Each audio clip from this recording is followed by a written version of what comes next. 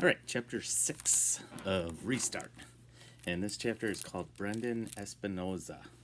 Now, Brendan, you will recall, hopefully, is someone who sees himself as kind of a video geek, not part of the popular group.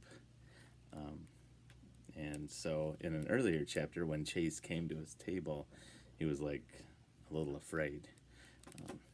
But let's get more of what Brendan thinks about everything. A prophet is not without honor, but in his own country and among his own kin and in his own house. That's a quote from the Bible, King James Version. It turns out this applies to YouTubers as well.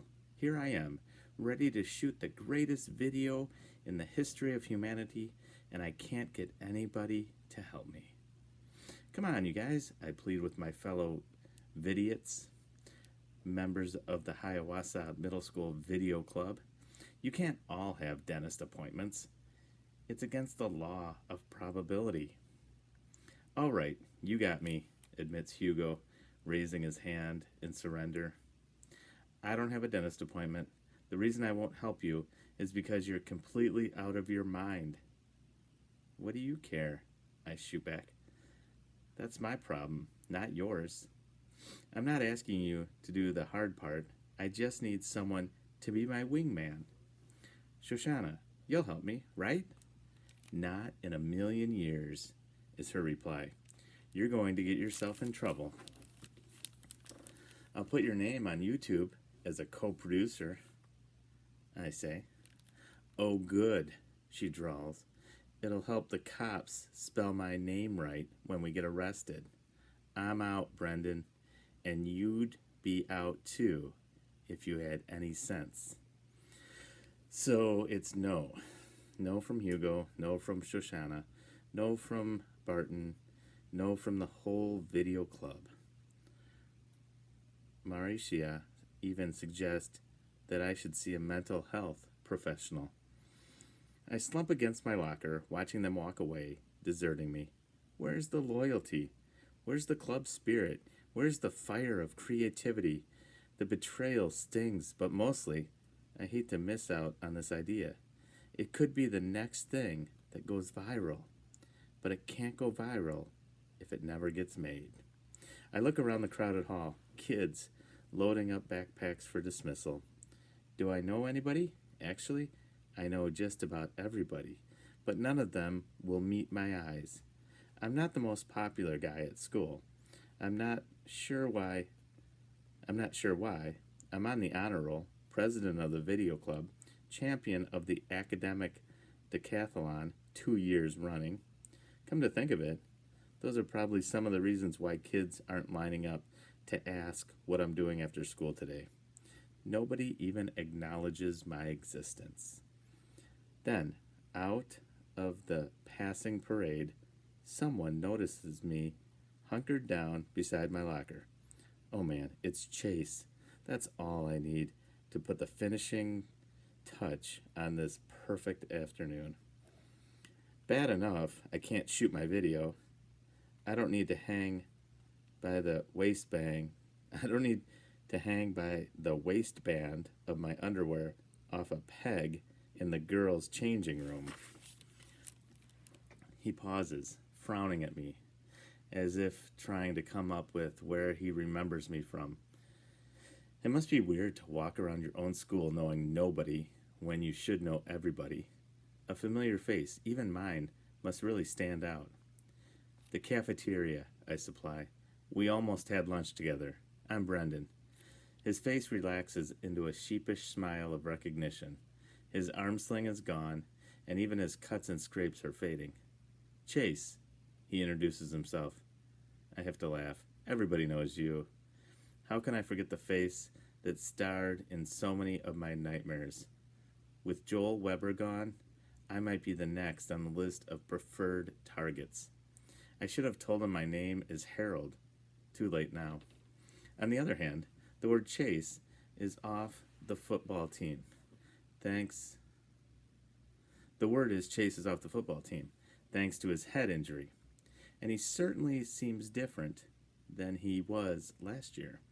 Maybe that's because once you've cut a guy's chicken for him, he can never really be that scary again. So I try the impossible. Hey Chase, are you busy this afternoon? He shrugs. What have you got in mind? I push my luck. I'm shooting this video to put on YouTube, but I need a wingman. Can you help me out? Part of me is screaming, abort, abort. It's the one thing to coexist in a world with people like Chase Ambrose. It's quite another to recruit the guy for something nobody else will touch. He actually says yes. He just goes with me, I explain on the way. And when I tell him how the video is going to go, he doesn't even tell me I'm nuts.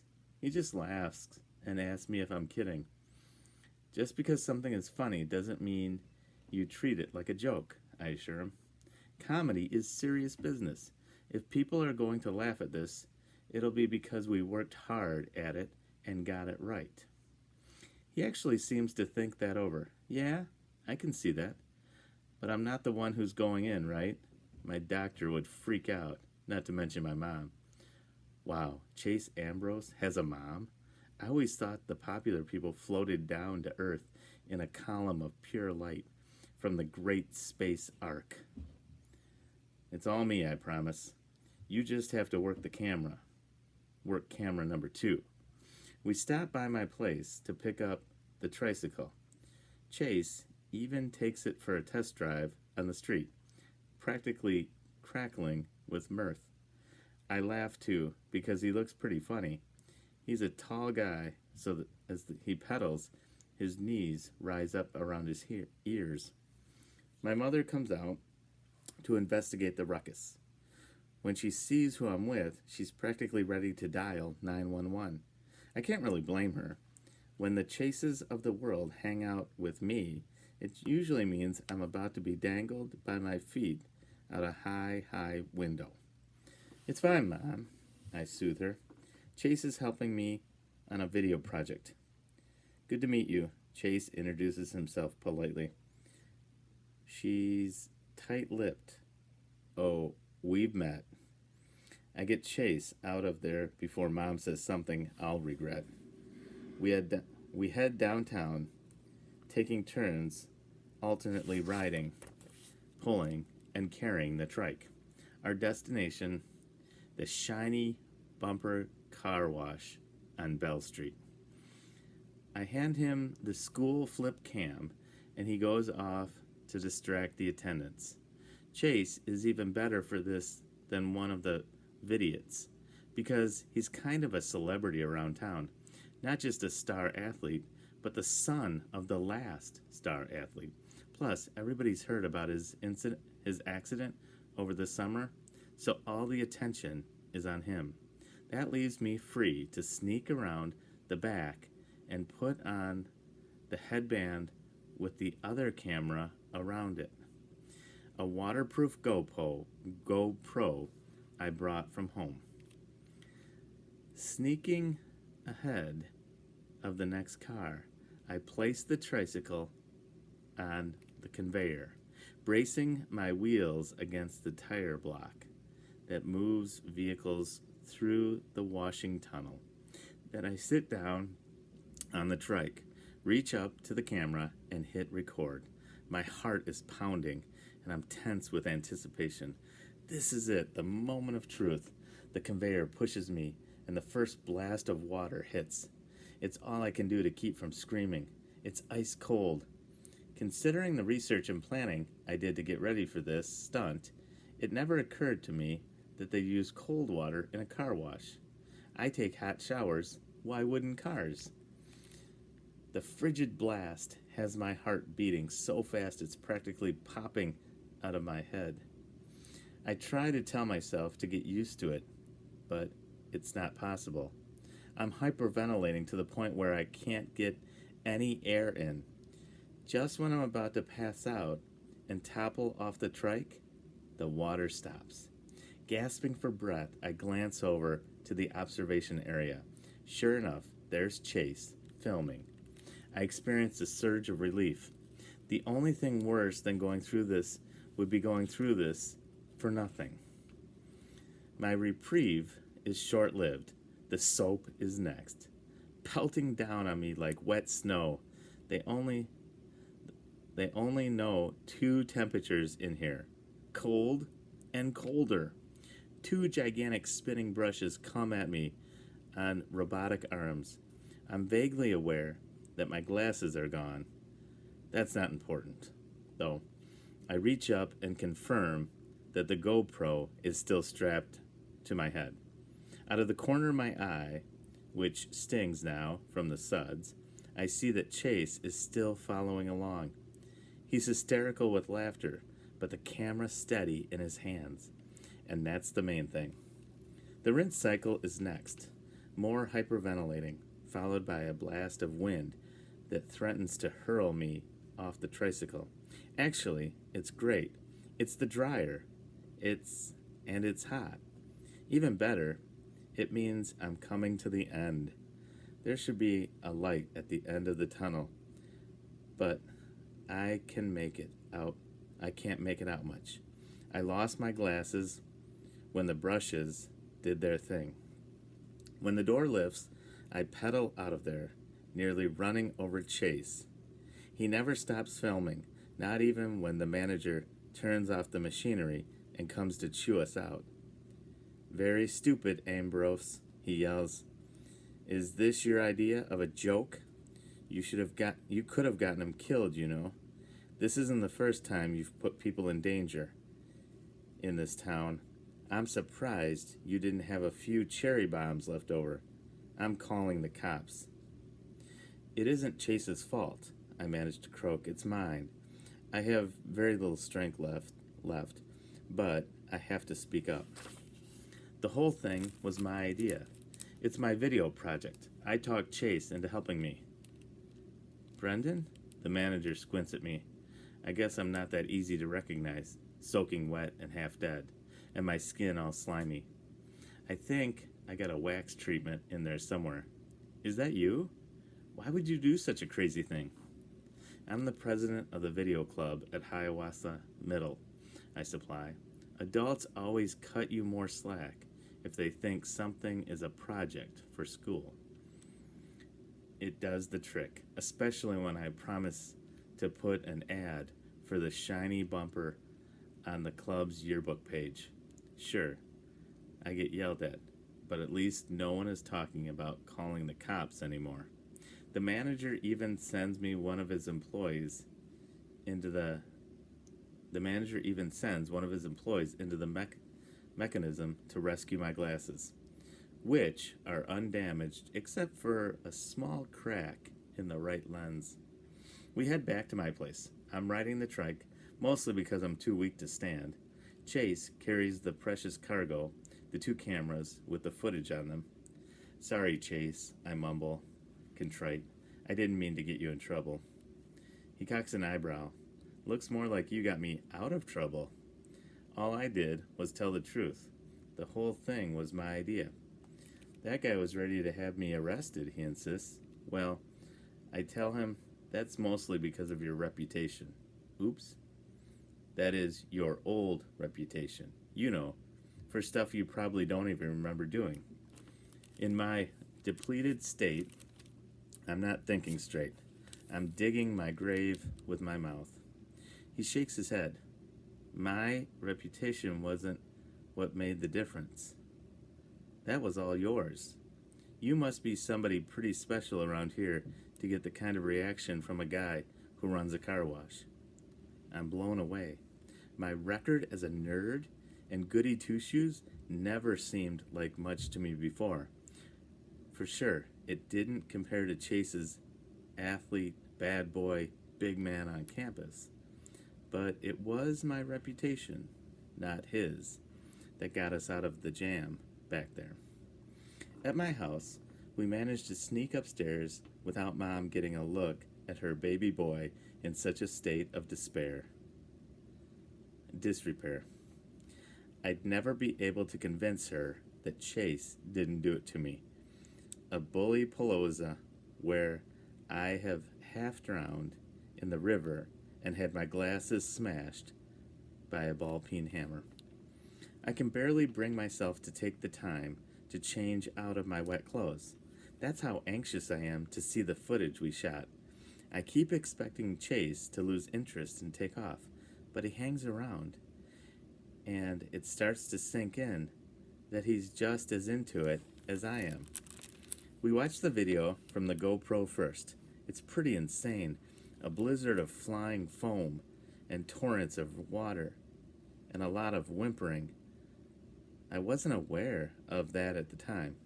I might have been trying to yell for help, but I couldn't form actual words. I was also thrashing around more than I remember. It's a miracle I stayed on the trike. The best part is when the brushes come. It's as if I'm being attacked by two whirling monsters from where the wild things are. Next, we play Chase's footage from the viewing area next to the washing tunnel. There I am, clinging to the tricycle like it's the only thing keeping me from floating away into outer space. When the freezing cold water hits me, my entire body writhers, belly dancer style, only at triple speed. And when the powerful dryer's on, you can actually see my skin pushed up against the bone structure of my skull. It's pure gold, and I have to say that a lot of the credit for that goes to Chase. He's got a real knack for camera work. We laugh until we're falling over each other. It's definitely more fun to watch it than it was to go through it in real life. I showed Chase how to piece the video together on the computer, intercutting footage from both cameras for maximum effect.